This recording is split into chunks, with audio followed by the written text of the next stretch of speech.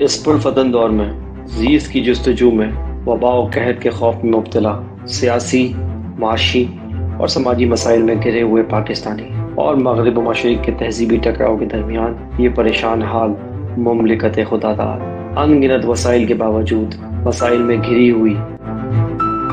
आखिर हकाइक हैं क्या? सच को धुंधला देने वाले हकाइक व वाक़यात, बेदारी शऊर और हक़ गोई फ़र्ज़ है इस कौम पर, क्योंकि यहाँ लगा हुआ है एक तुरफ़ा तमाशा।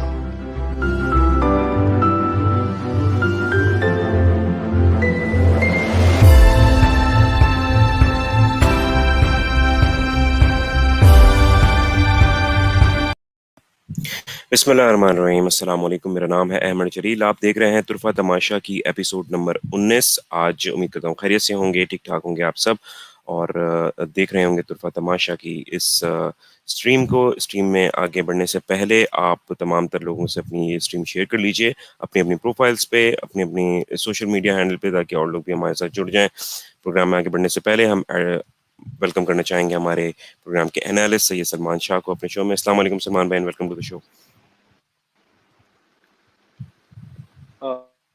वालेकुम अस्सलाम, बहुत शुक्रिया मैम। जी जनाब, तो आज हमें बात करनी है इकोनॉमिक टेररिज्म के हवाले से। सलमान भाई से जानना चाहेंगे कि इकोनॉमिक टेररिज्म होती क्या है?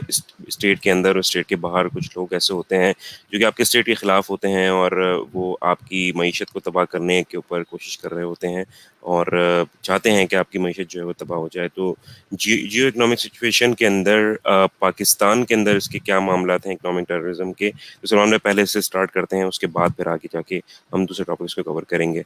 तो प्लीज़ ज़रा बताइएगा कि इकोनॉमिक टेररिज्म है क्या? जी अहमद, जैसा कि आपने इंट्रोडक्शन में कहा कि इकोनॉमिक टेररिज्म में कुछ लोग जो है वो इनसाइड से और से जो है वो कोई भी स्टेट हो उसको जो है वो माशी तौर पर जो है वो कमज़ोर कर रहे होते हैं। और माशी तौर पे कमज़ोर करने का मतलब ये होता है कि जब वो माशी तौर पे कोई मुल्क कमज़ोर हो जाता है तो उसकी जो सियासी फैसले होते हैं वो भी कॉम्प्रोमाइज़ हो जाते हैं और बाहर से लाके कोई चीज़ उनके ऊपर इम्पोज़ की जाती है, जो कि ज़ाहिर-सी बात है, जो कुव्वतें होती हैं जो चाहती हैं कि माशी तौर पर जो है वो रियासत कमज़ोर हो जाए, तो उनके कुछ मकासद होते हैं, उसके लिए वो जो है वो उस रियासत के साथ इकोनॉमिक टेररिज्म करते हैं। अब उनका जो टॉपिक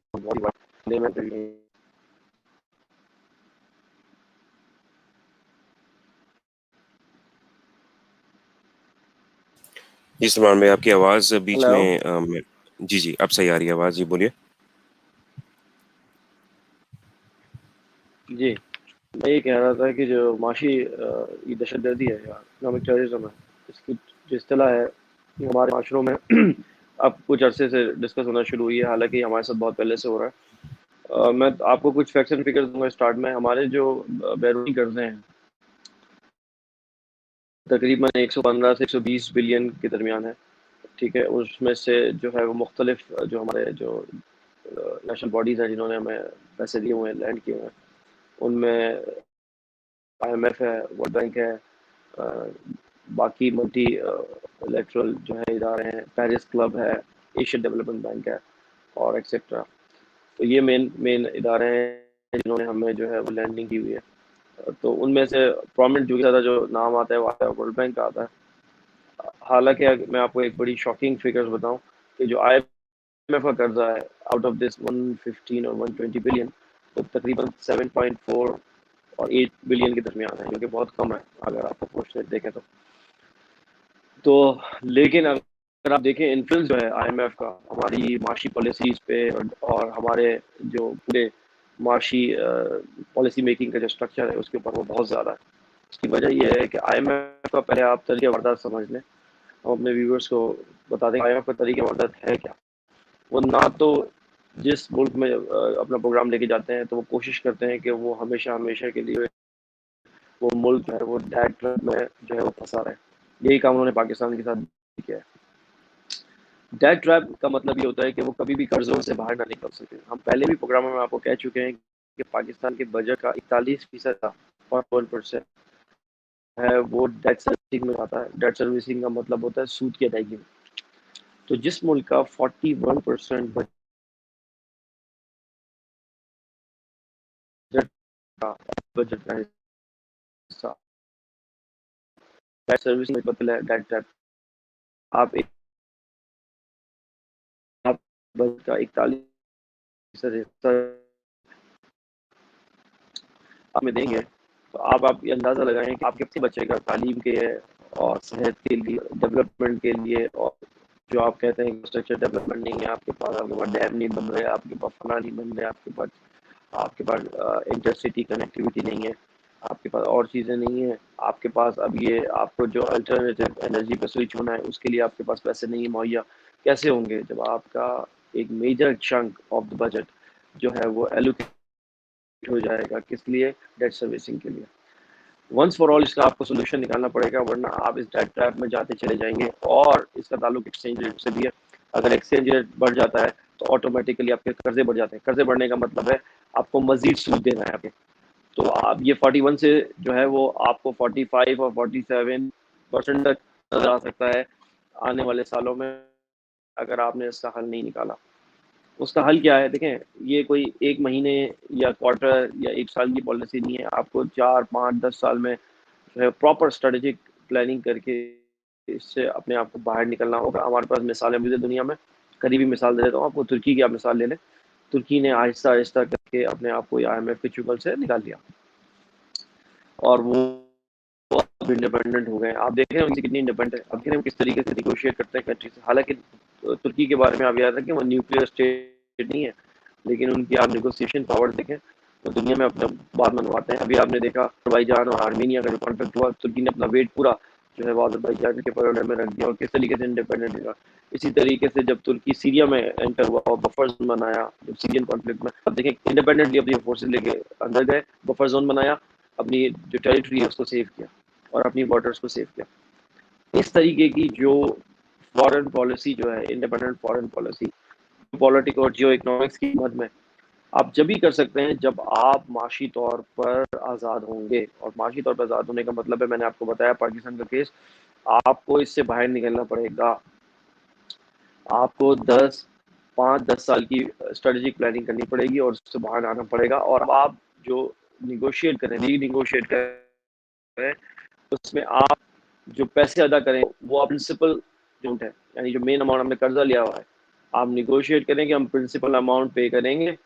ठीक है, आप बहुत सारी मिसालें मौजूद है। ब्राज़ील ने ऐसा किया था, अब पेमेंट हॉल्ट करा चंद सालों के लिए और उन्होंने अपना रिस्ट्रक्चर की थी और दोबारा से फिर स्टार्ट कराया था। आप रीनिगोशिएट कर सकते हैं। आपके पास एक विंडो ऑफ अपॉर्चुनिटी थी कोविड-19 की मद में, आप ये विंडो ऑफ अपॉर्चुनिटी कर सकते थे और कह सकते थे कि हमारे जो है प्रेशर है, माशी प्रेशर है, और आप 2 3 साल के लिए सूद की अदायगी रोक लेते और आप उन सालों में अपना जो इंफ्रास्ट्रक्चर है और आपकी जो कुछ इंडस्ट्रीज है, खास तौर पे कुछ इंडस्ट्रीज आप लगाते हैं उस दौरान, और उस इंडस्ट्री की जितने भी आउटपुट होती है और रेवेन्यू होता है वो आप डेडिकेट कर देते फिर डेट सर्विसिंग पे जो आपने देनी थी उन 3 सालों के दौरान, या 3 साल फॉर एग्जाम्पल। लेकिन आप ऐसा कुछ सोच ही नहीं रहे, आप कोई लॉन्ग टर्म सोच ही नहीं रहे, आप सिर्फ ऑपरेशनल चीज़ों में लगे हुए हैं। और ऑपरेशनल चीज़ों का भी हाल ये है कि इन्फ्लेशन जैसी चीज़ जो है वो कंट्रोल नहीं हो पा रही है। और इन्फ्लेशन जैसी चीज़ का मैं आपको आप बात बताऊं तो बेसिक आपकी जो खाने पीने के आइटम्स हैं, पेरिशेबल आइटम्स हैं, दाल हो गई, सब्जी हो गई, मुर्गी हो गई, मतलब बेसिक उनकी प्राइस ही कंट्रोल नहीं हो रहा। तो मैं आपसे बात कर रहा हूँ स्ट्रेटेजिक प्लानिंग की, 5 साल 10 साल की।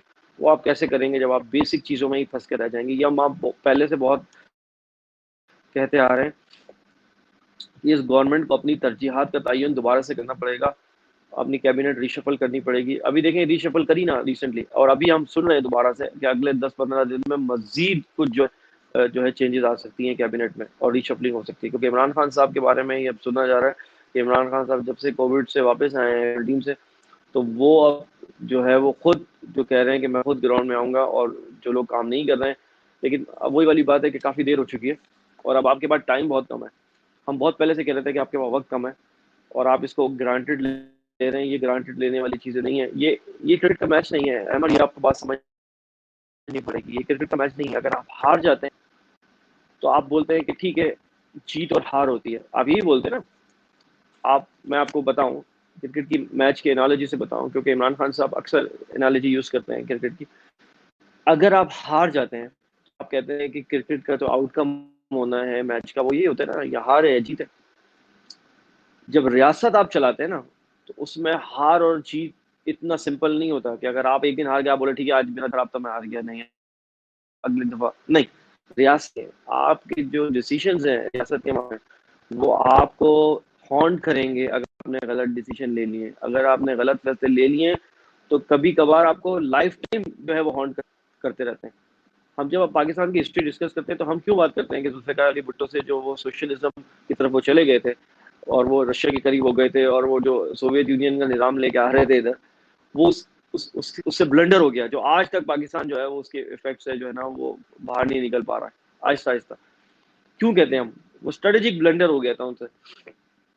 इसी तरीके से हम ज़िया साहब की पॉलिसी की बात करते हैं, जब अफगान तालिबान जब वो बिल्कुल फ्री हो गए, आज़ाद करा लिया अफगानिस्तान को और सोवियत यूनियन के टुकड़े हो गए, तो वो अब तालिबान कहाँ जाए, मतलब वो तो उनको लड़ने नहीं गया, तो वो उनको चैनलाइज नहीं किया गया, उनको काम पे नहीं लगाया गया, उनको नौकरियां नहीं। आपने देखा कि फिर वही वो वायलेंट हो गई चीज़ें, और वो पाकिस्तान पे भी उसका इफेक्ट आया। कुछ कुछ जो आप ब्लंडर्स होते हैं ना, वो आपको हॉन्ट ओवर द इयर्स। तो ये क्रिकेट का मैच नहीं है सिंपल कि अगर आप हार गए तो आपने बोला कि डे एंड पे आपने प्रेस कॉन्फ्रेंस किया, आपने बोला कि भाई ठीक है भाई हम हार गए। नहीं, ये डिसीजन आपको हॉन्ट करेंगे, आपकी आपका पूरा जो सियासी कैरियर है उसको दागदार कर देंगे अगर आपने वक्त पर सही डिसीजन नहीं लिया, या कम से कम वक्त पर जो आपके पास इंफॉर्मेशन मौजूद थी उसके मुताबिक उसके कॉन्टेक्स्ट में आपने एक रैशनल जो है प्रैक्टिकल प्रैग्मेटिक डिसीजन नहीं लिया। वो आपको हॉन्ट करेगा, और आपको हॉन्ट कर रहा है, स्टार्ट कर दिया उसने। इन्फ्लेशन को जो छोड़ के रखा 2-3 साल, उसको कंट्रोल नहीं किया, स्ट्रेटेजिकली उसको जो है वो कर्टेल करने की कोशिश नहीं करी, वो अब आपको हॉन्ट कर रही है। और आप अब आवाम, अब ये बात जबान ज़द आम आ चुकी है कि आप महंगाई रोक नहीं पा रहे हैं, आप क्या बड़े फैसले करेंगे। तो जैसे कि हमने पिछले सही। प्रोग्राम में भी कहा कि ये बहुत अरसे बाद जो है वो अवामी कोई गवर्नमेंट आई थी, कोई ऐसा प्राइम मिनिस्टर आया था जो गरीबों की बात कर रहा था, जो वेलफेयर की बात कर रहा था। लेकिन वेलफेयर तो स्टार्ट ही जो जहां से होता है, वो पहली चीज तो ये है कि आपके पास जो चीजें मिल रही हो मार्केट में वो रीजनेबल प्राइसेस पे हो, वो इन्फ्लेशनरी ना हो, उस पर इन्फ्लेशनरी इफेक्ट ना हो। वो तो वहीं से तो वेलफेयर स्टार्ट होगा कि पहले तो पहला फर्स्ट चीज क्या है प्रैक्टिकली, कि मैं बाजार जाऊँ मुझे चीजें सस्ती मिलना शुरू हो। उसके बाद जो है वो मकान की बात होगी, उसके बाद जो है वो सस्ते ज़ाहिर है क्योंकि खाना बराह की बात रास्त होगी, उसके इम्पैक्ट है बाद जो हमारी आवाम पर इन तमाम तर चीज़ों का। अगर इन्फ्लेशन अगर हो रही है तो लोगों को तब्दीली दिखेगी इसी जगह से। बिल्कुल सही कह रहे हैं आप। एग्जैक्टली आप मतलब आप कब तक आप ये बोल सकेंगे कि यार नहीं उसका जो है माशी सम्राट जो है उसके आगे आएंगे, आप रुक जाए नहीं। आपको कुछ चीजें तो इमीडिएट करनी है ना। मुझे बात बताएं, आप आलू प्याज की अगर कीमतों को ही कंट्रोल नहीं, तो कैसे आप आवाम को कन्विंस करेंगे कि आप जो है वो बड़ा काम कोई करने जा रहे हैं। आवाम कभी भी कन्विंस नहीं होगी जब तक वो बेसिक चीज। देखिए इंफ्रास्ट्रक्चर बना हुआ नहीं है आपको इंफ्रास्ट्रक्चर का प्रॉब्लम है, बिजली वही लोड शेडिंग है, ठीक है जी। पानी, कराची जैसे शहर में आपको पीने का पानी जो है वो लाइन से नहीं आता, या तो टैंकर होता है या अपनी अपनी bookings कराई हुई है।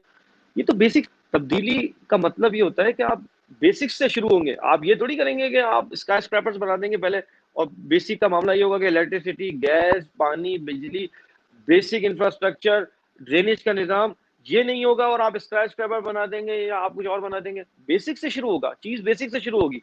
अगर वहां पर चीज़ नहीं चेंज हो रही तो कोई कोई इस बात से कन्विंस नहीं होगा कि कोई तब्दीली आई है। और यकीन करें, अब ये 2 साल के तकरीबन अरसा रह गया है इमरान खान साहब को।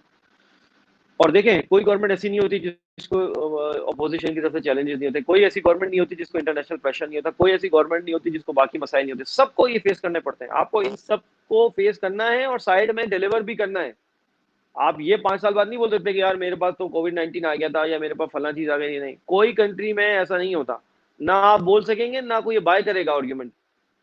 ये आपको अभी से अब आपको जब आप क्यों ऑफिस चेक को रिमूव किया है आपने, ये बात आपको पहले क्यों नहीं पता थी।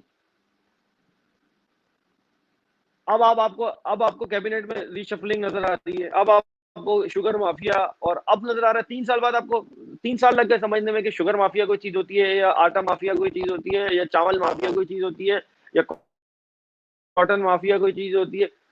अगर प्राइम जिसके पास इतने रिसोर्सेज हो, एजेंसीज तमाम आपको रिपोर्ट करती हैं, तमाम आपको फेडरल कैबिनेट की जो जो ब्यूरोक्रेसी है वो आपको रिपोर्ट करती है, उसके बाद अगर आपको 3 साल बाद ये समझ में आ रहा है कि शुगर कंट्रोल के लिए माफिया पे हाथ डालना पड़ेगा उसके, तो मेरे ख्याल में आप एक स्लो लर्नर हैं या आप एक लर्नर हैं और सीख रहे हैं, और पाकिस्तान में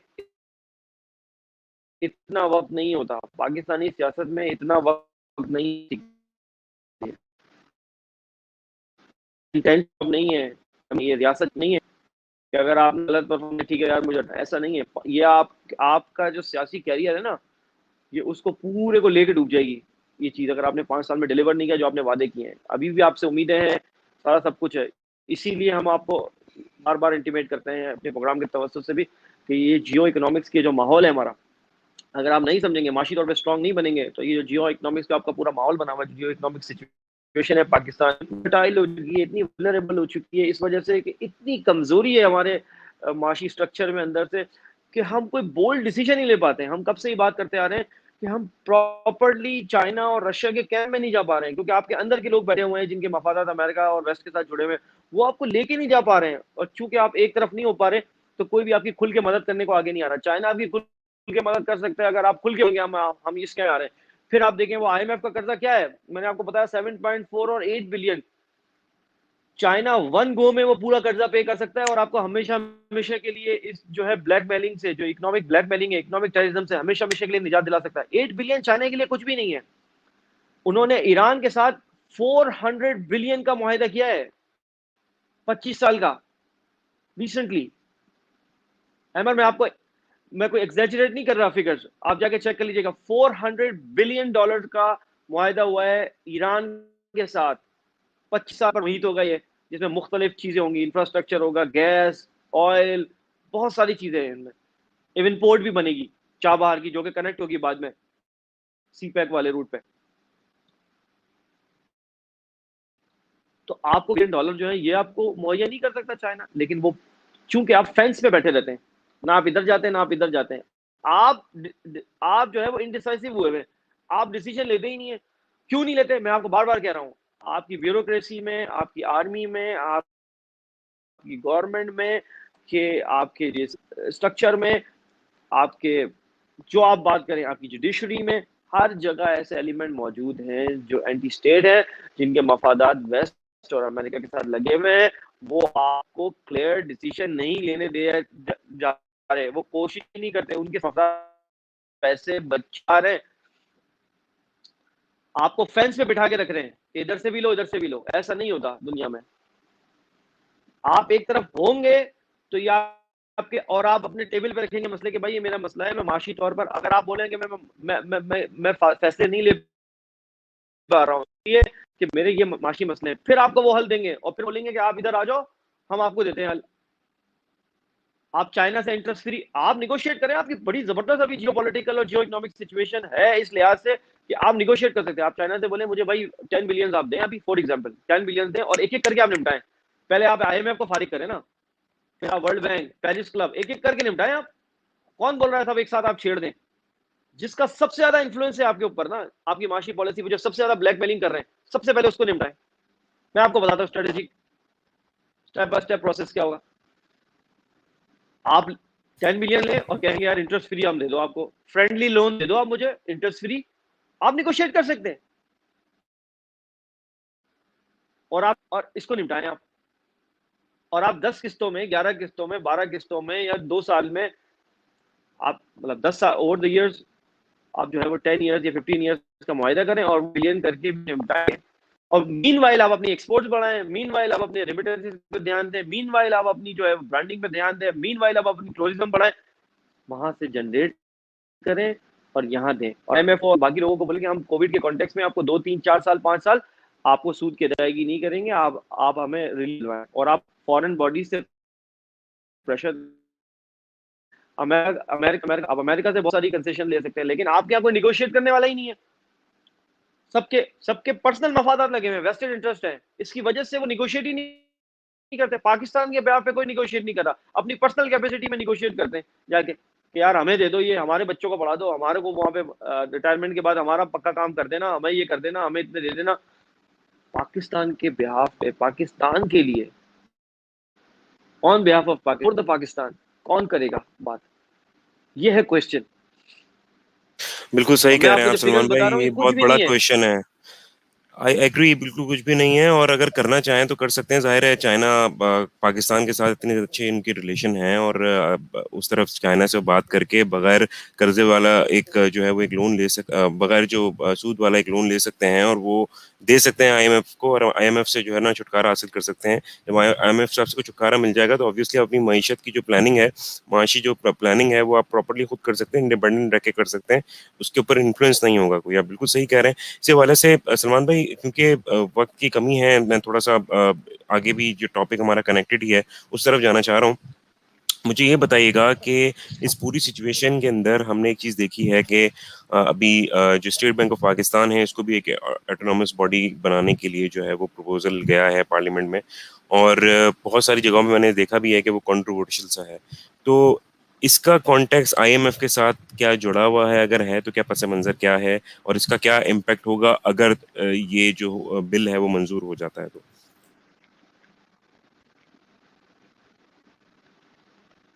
देखें, ये जो आप बिल की बात कर रहे हैं, कंट्रोवर्शियल बिल जो है, ये 9 मार्च को कैबिनेट ने तो अप्रूव कर दिया था। यानी माशाल्लाह आप ये बात देखें कि 9 मार्च को ही कैबिनेट की मीटिंग में अप्रूव हो गया था। यानी कर दो, ऑटोनॉमस बना दो, without any thinking about the repercussions of that decision. उन्होंने तो अप्रूव कर दिया है फेडरल कैबिनेट ने। और मतलब आप इससे अंदाजा लगाएं कि ये कितने नाअहल, इनकॉम्पिटेंट कैबिनेट बैठी हुई है, कितनी इनकॉम्पिटेंट, जिसको पता ही नहीं है कि ये जो डिसीजन है इसका आगे तक क्या होगा। और आपको मैं बताऊं, उस बिल के कुछ जो मैं आपको नुकात बताऊंगा तो आप हैरान हो जाएंगे। उसमें एक नुकता ये है कि 5 साल की, अब 3 साल नहीं, गवर्नर स्टेट बैंक की जो टेन्योर है वो 5 साल कर दी जाए, वो भी गारंटीड, यानी उसको हटाया नहीं जा सकता। आप देखें ये कितने खतरनाक चीजें हैं। यानी अब अगली गवर्नमेंट भी आई, अगर आप अभी उनको ये रजा बाकर जो हैं, इनको ये दे देते हैं ये अथॉरिटी। और रजा बाकर बाय द वे, आप इनकी हिस्ट्री पढ़े, रोमानिया बल्गारिया में ये आईएमएफ का जो प्रोग्राम है उनको भी डेट ट्रैप में जकड़ के आए हैं, रोमानिया और बल्गारिया। आप जाके रिसर्च कर लीजिएगा, ये बाकर रजा आईएमएफ के बेहस पे और बेहाफ पे। और इसी तरह हफीज शेख साहब इजिप्ट का बेड़ा गर्क करके आए हैं, ठीक है ना, माशी तौर पे बेड़ा गर्क करके आए, उनको भी डेट ट्रैप में फंसा के आए हैं। तो ये दोनों इकोनॉमिक हिटमैन है।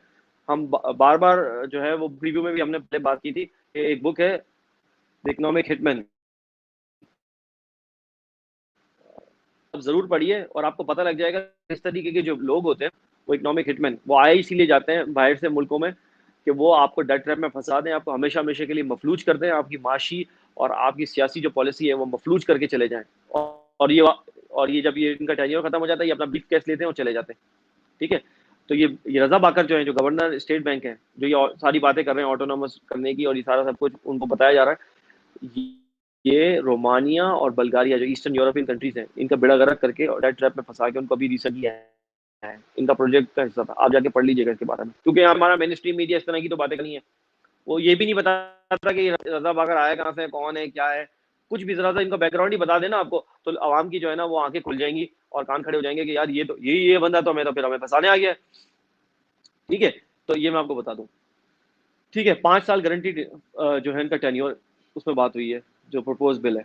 दूसरी बात, नैब और एफआईए इनको इन्वेस्टिगेट नहीं कर पाएगी इनके किसी भी डिसीजंस को। पता है आपको ये कितनी कोई हैरान कुन बात है? नैब और एफआईए इन पे हाथ नहीं डाल पाएगी, इन्वेस्टिगेट नहीं कर पाएगी जो भी करते हैं। अच्छा, इनमें सिर्फ इन्होंने अपने आप को सिक्योर नहीं करा, governor state bank, deputy governor state bank और भी जो इनके ऑफिसर्स हैं, वो सब जो है वो उनको इस्तिस्ना मिल जाएगी इससे, इन्वेस्टिगेशन से, नैब और एफआईए के। अच्छा भाई, ऐसा क्या हो रहा है कि आपको इस्तिस्ना चाहिए? ऐसा आप क्या करने वाले हैं, ऐसे क्या डिसीजन लेने वाले हैं कि आपको इस्तिस्ना चाहिए?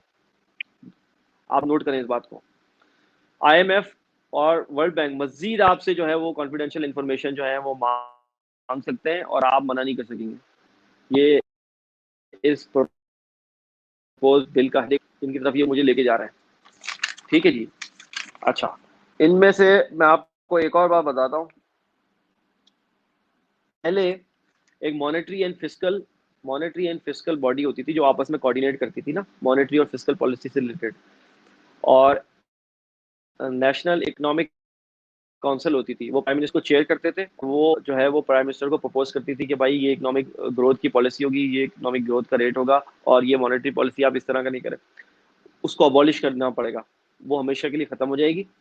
और डायरेक्टली स्टेट बैंक जो है वो डिसीजन लिया करेगा इन्फ्लेशन रिलेटेड और जो है एक्सचेंज रेट रिलेटेड, यानी आप उसके बारे में इंटरफेयर नहीं कर सकेंगे।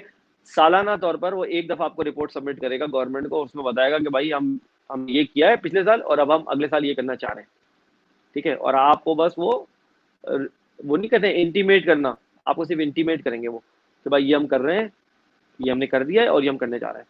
तो आप मुझे बताएं, ये प्रपोज जो बिल है इसमें इस तरह के जो है वो खतरनाक पॉइंट जो है वो इंक्लूड किए हुए हैं, और किसके नाम पर, कि हम इन्फ्लेशन कंट्रोल करेंगे और हम एक्सचेंज रेट को कंट्रोल करेंगे। और एक और पॉइंट जो मैं आपको बता दूं, गवर्नमेंट जो बोरोइंग करती है स्टेट बैंक से, उस पर रिस्ट्रिक्शन लगाने जा रही है। गवर्नमेंट जो है वो सेविंग से, अपने ही स्टेट बैंक से जो है वो कर्जे नहीं ले सकेगी अगर जरूरत पड़ी तो। हम भी इसके हक में नहीं है कि गवर्नमेंट जो है वो कर्जे ले, लेकिन ये विंडोज जरूर खुली रहनी चाहिए कि कभी जरूरत पड़ जाए तो हुकूमत अपने ही स्टेट बैंक से तो कर्जा ले सके।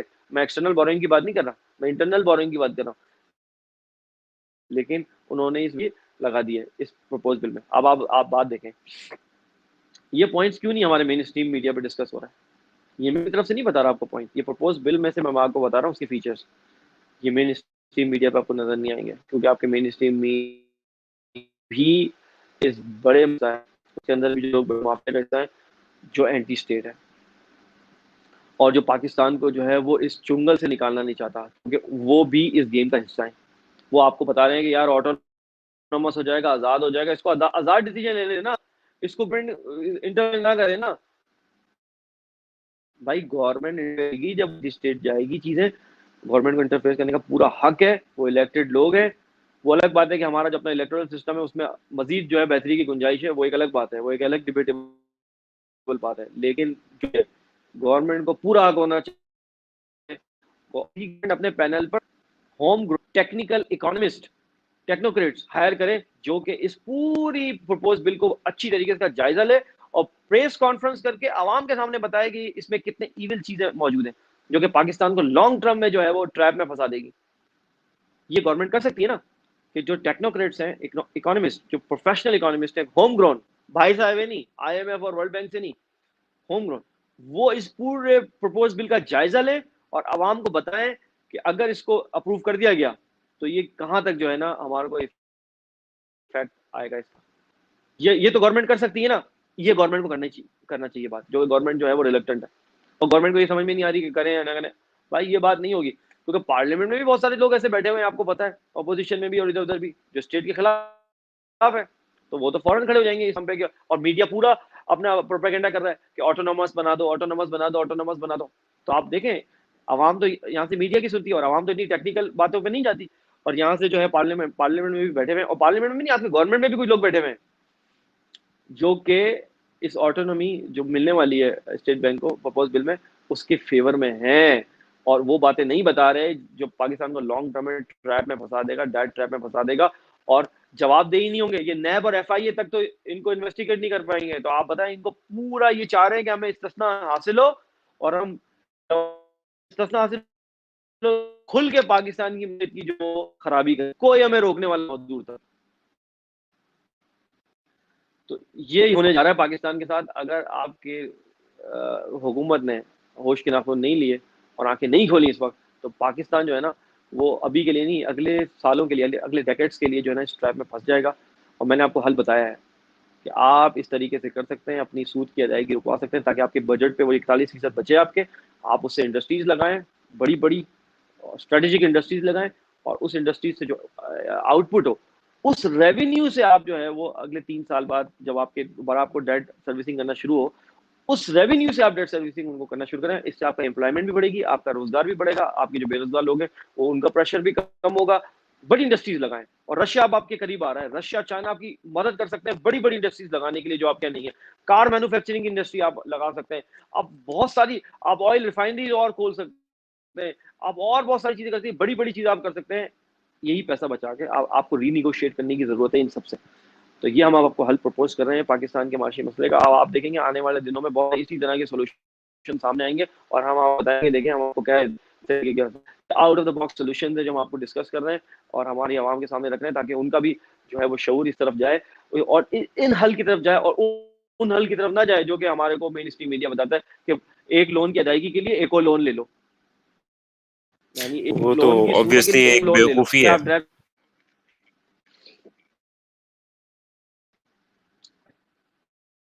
वो बेवकूफ़ी तो आप करते आ रहे हैं, जब तक कि आप एक out of the box solution नहीं सोचेंगे, वो बेवकूफ़ी तो आप करते आ रहे हैं। और मैं आपको सॉल्यूशन वो बता रहा हूँ जिसमें आप शॉर्ट टर्म सॉल्यूशन नहीं बता रहा मैं आपको, जो आप अपने डेट सर्विसिंग रुकवाएं, रीनिगोशिएट करें और कोविड का बहाना बनाएं। आप पूरी दुनिया बहाना बना रही है अब, कोविड का बहाना बनाएं आपको, और वो उस बहाने को आप यूज़ करें, इस अपॉर्चुनिटी को आप एक्सप्लॉइट करें, और आप 3 साल के लिए बोलें कि हम कर्ज जो है ना सूद है उस पर कर्ज सूद नहीं देते हम आपको, और उसके बाद आप वही पैसा बचा के बजट का जो 41% जा रहा है उसी का बड़ी बड़ी इंडस्ट्रीज लगाएं, और अब की दफा एक दो सिटी में ना लगाएं, आप दूर दराज लगाएं, ताकि वो आगे के लोग भी जो है ना वो उससे मुस्तफीद हों। बलोचिस्तान, केपी के हर जगह जहाँ पर जो है वो डिप्राइव एरियाज हैं, कंट्री साइड्स हैं, वहाँ पर आप बड़ी बड़ी इंडस्ट्रीज लगाएं, बाकायदा अकोमोडेशन रखें, आपको उनकी पूरी पूरी फैमिली को रिलोकेट करें, ताकि वहाँ भी माशी सरगर्मी बढ़े, वहाँ भी कनेक्टिविटी बढ़े, और उसके बाद आप उसी के रेवेन्यू से डेट सर्विसिंग करें, और 3 साल बाद 5 साल बाद जो भी हम नेगोशिएट टर्म किए, जब डेट सर्विसिंग दोबारा बहाल हो, आप उसी रेट से उसकी पेमेंट, और इनके जो आपको ब्लैकमेलिंग कर रहे हैं, इकोनॉमिक टेररिज्म की मद में आपको ब्लैकमेलिंग करें आईएमएफ और वर्ल्ड बैंक, इनको आप सबसे पहले इनका कर्जा देके आप इनकी जान छोड़ें, अपनी जान छुड़वाएं आप सबसे पहले, ताकि आप माशी तौर पर तो आजाद हो, आपका जहन तो आजाद हो। और इमरान खान साहब को होम ग्रोन इकोनॉमिस्ट जो है वो अपनी टेक्नोक्रेट टीम में लाने चाहिए, और ये कैबिनेट को जल्द से जल्द रीशफल करें, खुदारा इन्फ्लेशन पे कंट्रोल करें, आपके पास ज्यादा टाइम नहीं है अब।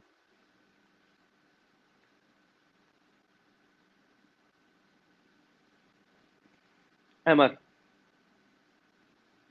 सही, बिल्कुल सही सलमान भाई आपने कहा है ना, आई होप कि जी सलमान भाई, मैं यही कह रहा हूँ कि हमें जो है ना वो ज़ाहिर है हम हर प्रोग्राम के अंदर यही बात कर रहे होते हैं कि हमें जो है ना वो होम ग्राउंड जो आपके इकोनॉमिस्ट हैं उनको जो है वो टीम में लाना चाहिए, उनकी बातों को देखना चाहिए, सुनना चाहिए, क्योंकि उनके पर्सनल इंटरेस्ट नहीं है, वो पाकिस्तान के लिए ज़रूर काम करेंगे और इन मसलों के ऊपर जल्द से जल्द जितना जल्दी हो सके इनको कंट्रोल करने की ज़रूरत है, क्योंकि टाइम हमारे पास बिल्कुल नहीं है और हर प्रोग्राम के अंदर हम यही बात कर रहे हैं और हम कहते रहेंगे जब तक ये मसले जो है वो हल नहीं हो जाते, हम कहते रहेंगे इन बातों को। तो जनाब प्रोग्राम के आखिरी हिस्से में हम जाएंगे और अब हम बात करेंगे बुक रिव्यू के हवाले से। तो सलमान भाई आज आप कौन सी बुक जो है वो रिकमेंड करने वाले हैं?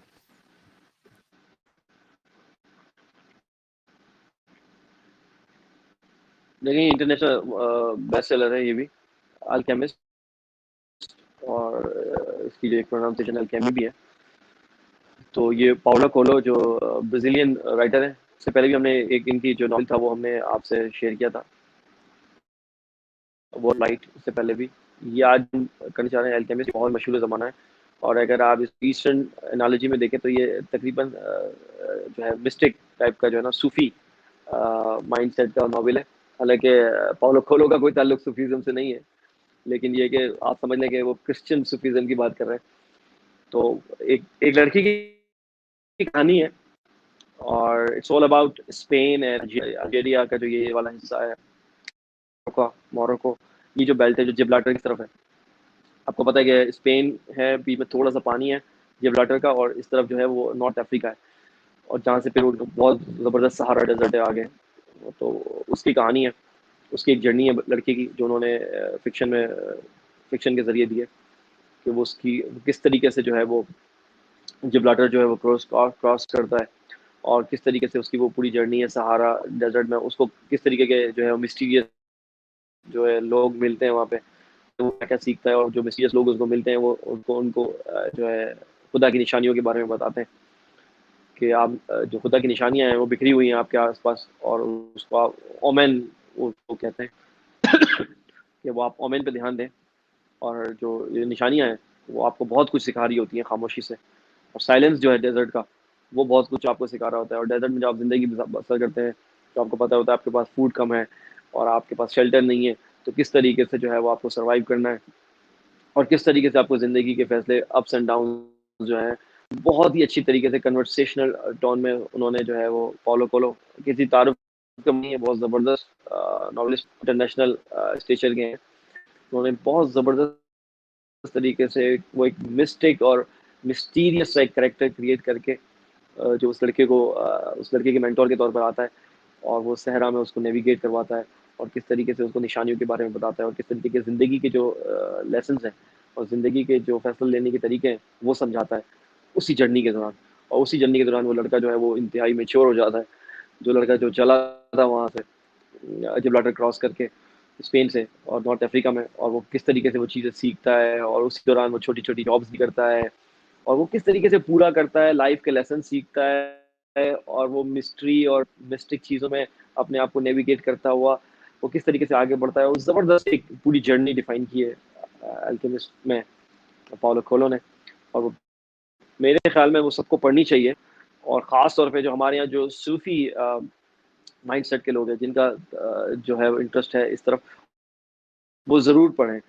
पता लगे कि वेस्टर्न मिस्टिसिज्म जो है वो और क्रिश्चियनिटी बेस्ड जो मिस्टिसिज्म है, वो आपको थोड़ा-सा जो है वो आपको काफ़ी एडमायर करेगा। जब आप वो पढ़ेंगे तो ज़रूर पढ़िए, और नौजवान को ज़रूर पढ़नी चाहिए, जो यंग जनरेशन है उनको ज़रूर पढ़ें। लाइफ़ के लेसन्स जो हैं वो आपको ज़रूरी नहीं है कि मकतब में ही दिए जाएँ या यूनिवर्सिटी और कॉलेज में दिए जाएँ। जैसे हमने बोला, आपको इकबाल का एक शेर मैं अक्सर बोलता हूँ कि शेख बड़ी अच्छी है तेरी मकतब की फ़िज़ा। इस नॉवल पे ये बिल्कुल फिट बैठता है ये शेर इकबाल का कि ए शेख भी है तेरी मकतब की फ़िज़ा, यानी यूनिवर्सिटी और कॉलेज और उसका माहौल बड़ा अच्छा है शेख, लेकिन बयाबां में बनती है फ़ारूकी और सलमानी। यानी जब तू बयाबां में निकलेगा, जब अपने आप को तू रिस्क लेगा, रिस्क टेकर बनेगा और अपने आप को हालात पे छोड़ देगा कुछ अरसे के लिए और अपने आप को नेविगेट करेगा उन मुश्किलात में से, फिर तुझे वो बयाबां में बनती है फ़ारूकी और सलमानी। यानी हज़रत उमर और सलमान फ़ारसी की तरफ इशारा है। तो उन्होंने किस तरह नेविगेट किया। सलमान फ़ारसी फ़ारस यानी पर्शिया छोड़ के आए नेविगेट करते हुए, वो क्रिश्चियन और वो आतिशबाज़ी और वो सबसे घूमते घुमाते जो आए, और वो जो फिर मुसलमान हुए तो उन्होंने ग़ज़वा उहद में जो ग़ज़वा खंदक में उन्होंने जो मशवरा दिया खंदक खोदने का, वो उन्हीं का था, हज़रत सलमान फ़ारसी का। तो बयाबा में बनती है फ़ारूक सलमानी। तो ये पाउलो कोएल्हो ने भी जो है वो बयाबा में यानी सहरा में उस लड़की ने किस तरीके से सीखी चीज़ें, किस तरीके से लेसन्स लिए, वो जो एक मिस्टीरियस कैरेक्टर उनको आया उनके साथ मेंटर के तौर पे, और किस तरीके से उन्होंने वो चीज़ें सिखाई उनको। It's all about that. और बहुत ज़बरदस्त नॉवल है, हमारी यंग जनरेशन को पढ़ना चाहिए, और ख़ास तौर पे जिनका ध्यान सूफीज़्म की तरफ है वो ज़रूर पढ़ें, बहुत मज़ा आएगा उनको। और किसी तारुफ़ का मोहताज नहीं, जैसे कि मैंने कहा आपको पाउलो कोएल्हो, उनकी और भी नॉवेल्स हैं, हम आगे जाके वो भी आपको इंशाल्लाह रिकमेंड करेंगे बुक रिव्यू में। तो ज़रूर पढ़िए और इस तरीके की चीज़ें ज़रूर पढ़िए, और ज़रूरी नहीं आप हर तरफ जो है वो यही चीज़ें पढ़ते रहें, जो हम अक्सर किताबों के हम नाम आपको बताते हैं कि हाउ टू मेक मनी और ये और वो, ठीक है ना? वो किताबें भी अपनी जगह पर पढ़ें, लेकिन आप जब इस तरीके का लिटरेचर पढ़ेंगे ना, जो टाइमलेस होता है, जिसमें ज़िंदगी गुज़ारने की तरीके बताए जाते हैं, जहाँ जो चीज़ आपको खुदा से करीब करती हैं, नेचर से करीब करती हैं, स्पिरिचुअलिटी की बात करती हैं, उसमें आपकी जो रूह है ना, वो अलग से आपकी ताज़ा हो जाती है। तो आप ज़रूर पढ़िए इस तरीके की चीज़ें। चाहे जाए कि आजकल के बच्चों को सिर्फ़ ये बता दिया गया है कि आपको ये बताएँ कि आपको जॉब कैसे करनी है, और लीडरशिप पे जो है वो सैकड़ों किताबें लिख दी गई, और ये बताया कि आपको अच्छा एम्प्लॉयी कैसे बनना है, अच्छी तरीके से कैसे करनी है। चाहे जाए कि आप सिर्फ़ इसी में लगे रहें, जो आप इस तरीके की चीज़ें पढ़ें जिसको मैं आपको अगर आपकी स्पिरिचुअलिटी स्ट्रेंथन हो रहेगी, स्पिरिचुअलिटी जवान रहेगी ना, अगर आपकी सोल जवान रहेगी, तो आप बहुत चीज़ें ऐसी करेंगे, आप वंडर्स कर सकते हैं लाइफ में, जो कि आप ये नॉर्मली जो है मटेरियलिस्टिक किताबें पढ़ के मटेरियलिस्टिक सोच को अपना के नहीं कर सकते। तो हमारा हमेशा से ही होता है कि आप इस तरीके की चीज़ें पढ़ें, और हैविंग सेड दैट, ये सब कुछ पढ़ें सप्लीमेंट्री के तौर पर। फर्स्ट चीज़ जो है वो कुरान है, सुप्रीम है, उसी से सारी ये सूते-फूटते हैं, उसी से ये सारी लिंकेजेस आती हैं, चाहे स्पिरिचुअलिटी, चाहे दुनिया गुज़ारने लाइफ करने के तरीके हों, बड़े स्ट्रेट डिसीजन लेने हों, सबका मंबा जो है वो बेसिकली उम्मुल किताब कुरान मजीद है। उसको सुप्रीम रखें, उसको प्रायोरिटी दें, उसके साथ सिंसियरिटी दिखाएँ। जैसे कि अल्लाह ताला चाहता है कि उससे आप उससे जो है कुरान से सिंसियर रहें, वो आप दिखाएँ, और उसके सप्लीमेंट्री में आप चीज़ें पढ़ें। कोई वजह नहीं है कि आप नाकाम होंगे दुनिया और आखिरत में, इंशाल्लाह। जी जनाब, thank you so much Salman भाई, आपने अल्केमिस्ट के लिए रिव्यू दिया। अल्केमिस्ट एक बहुत ज़बरदस्त किताब है और तमाम लोगों को हम रेकमेंड कर रहे हैं कि इसको ज़रूर पढ़ें। और कुछ अनाउंसमेंट जो है वो हम रमज़ान के हवाले से भी जो है वो करेंगे इंशाल्लाह हमारे नेक्स्ट एपिसोड में, जो कि हमारी एपिसोड नंबर 20 होगी। तो उसमें ज़रूर आप उसको ज़रूर देखिएगा, और हमारी कोशिश होगी कि हम जो है वो कुछ स्पेशल कुछ कर सकें रमज़ान के हवाले से भी। तो जनाब अपना फीडबैक ज़रूर दीजिएगा। फीडबैक देने के लिए आप हमारे जो ट्विटर आईडीज़ हैं आप उनके ऊपर जा सकते हैं, फेसबुक की हमारी जो आईडीज़ हैं उनके ऊपर आप बता सकते हैं, नीचे चल रही हैं। जो हमारा टिकर है उसके ऊपर आप देख सकते हैं सलमान भाई को फॉलो करने के लिए सलमान शाह _ सैयद उनकी ट्विटर हैंडल है। मुझे फॉलो करने के लिए अहमद जली मेरा ट्विटर हैंडल है, आप उसके ऊपर ज़रूर फॉलो कर सकते हैं। आज की एपिसोड आपको कैसी लगी ज़रूर आप फीडबैक दीजिएगा। So this is Ahmad Jalil along with Syed Salman Shah signing off from Turfa Tamasha Pakistan पाइंदाबाद। इस पुरफतन दौर में जीज़ की जस्तजू में वबा और कहत के खौफ में मुब्तला सियासी, माशी और समाजी मसाइल में घिरे हुए पाकिस्तानी और मगरिब व मशरिक़ के तहज़ीबी टकराव के दरमियान ये परेशान हाल मुमलिकत खुदादार अनगिनत वसाइल के बावजूद मसाइल में घिरी हुई। आखिर हकाइक हैं क्या? सच को धुंधला देने वाले हकाइक व वाक़यात, बेदारी शऊर और हक गोई फर्ज है इस कौम पर, क्योंकि यहाँ लगा हुआ है एक तुरफा तमाशा।